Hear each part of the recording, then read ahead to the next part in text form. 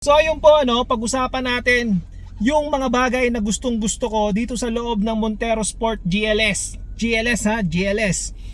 So dito muna tayo ngayon, magpo-focus sa driver seat. Ano nga ba yung mga bagay na gustong gusto ko dito sa side na to ng Montero Sport? Unang-una sa lahat, itong steering wheel natin, no? Ito na rin kasi yung steering wheel na nilagay nila dun sa bagong Triton tsaka sa Destinator. So it feels updated somehow na ganito na yung ginamit nila dito sa Montero Sport na to. Tapos dagdag na rin natin yung camera nito. Pwede siyang naka-on all the time.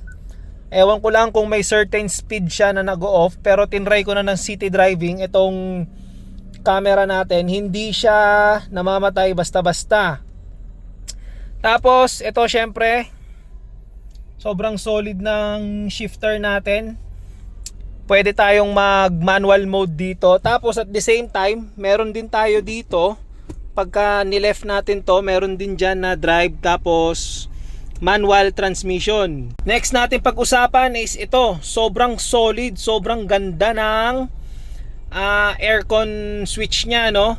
Sobrang premium siya hawakan para sa akin. Itong cambio, gustong gusto ko rin to. Yes, medyo luma na yung dating niya, pero para sa akin, ang sarap niya kasi hawakan eh. Lalo pag pinapatong ko dito yung kamay ko, and it feels safe naman kasi nga meron siyang pindutan dito para makapagkambyo ka. So hindi siya basta-basta matutulak ng passenger mo or ikaw mismo habang nagda-drive ka. Ito, sobrang lambot, sobrang comfort. Ang lalim nung baon nung kamay natin dito pagka napepresto ng siko natin. Ang lalim nung baon, sobrang lambot niya, tsaka sobrang comfortable talaga siya gamitin para sa akin. Next natin pag-usapan yung control nung side mirror natin. Nandito katabi ng napakaganda din na pwesto ng push start button natin. Kasi yung ganito, pwede kasing halimbawa hindi ka pa sasakay, so i-press mo lang, nasa labas ka lang, i-press mo yung brakes ng kamay mo, tapos i-press mo naman ito gamit yung kabilang kamay mo. Kaya napaka okay nitong push start button na nasa left side compare kung nasa right side siya. Pros yun para sa akin kasi madalas nagbubukas ako ng gate, pinapaandar ko na to para uminit na. At napakalaking bagay na nandito lang sa side na to yung aabutin ko. Wala doon sa right side, which is ayun yung common, 'di ba? Tapos next, gustong gusto ko rin tong posisyon nung control ng side mirror natin, kasi habang nagda-drive ka, mas mafe-feel mo yung pindot dito compare dun sa mga joystick type na nakalagay dito sa control ng Windows. Yung iba 'di ba naka joystick type, tulad nung sa Nissan Terra, joystick type yun pati yung sa Everest natin.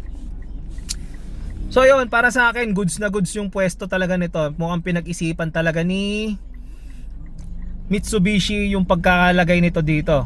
Yun lang muna sa ngayon yung mga bagay na nagustuhan ko talaga dito sa loob ng Montero Sports, Tuwang-tuwa talaga ako dun sa mga bagay na yun, at yun yung mga unang napansin ko nung unang beses ko tong dinrive, unang beses ko tong naibiyahe.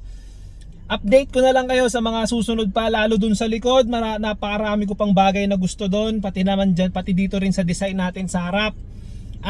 Gagawa na lang ako ng susunod na video tungkol doon kasi medyo nagmamadali ako talaga ngayon Kaya tinesting ko lang gumawa ng video ng mga bagay na gusto ko para lahat kayo Montero din yung bilhin. Super sulit talaga to, value for money talaga. Napakaganda. Thank you. Peace.